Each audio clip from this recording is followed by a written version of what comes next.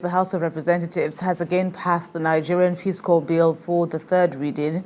This comes on a day the lawmakers urged the executive arm of government to fast-track geo-physical survey and the seismic data acquisition.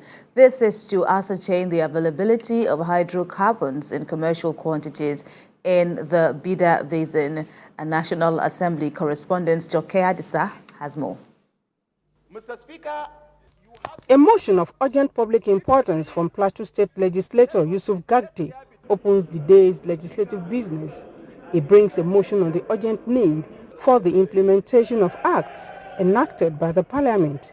He accuses the Federal Ministry of Education of failing to recognize the newly created Federal Universities of Education, describing this as a misconduct.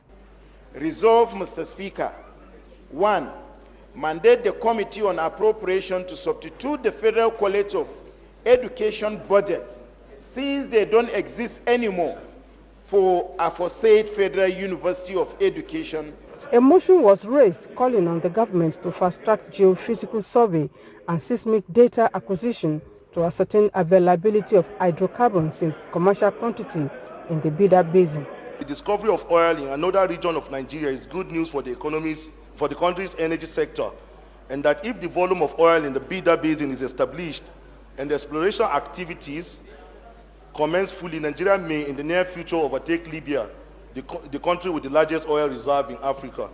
The bill seeking to create the Nigerian Peace Corps has again been approved by the House of Representatives. The bill now awaits concurrence of the Senate. In a swift response, the National Commandant Peace Corps of Nigeria applauds the National Assembly for the passage.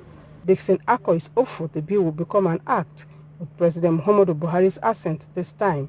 During second reading, he said those gray areas that the president raised reservation about, he only talked about security concern, and maybe one or two of the functions given them.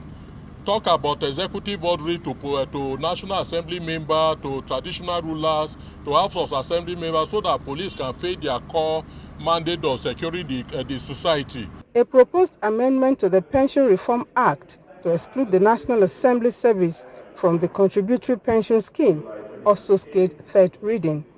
Accuses, TVC News, Abuja.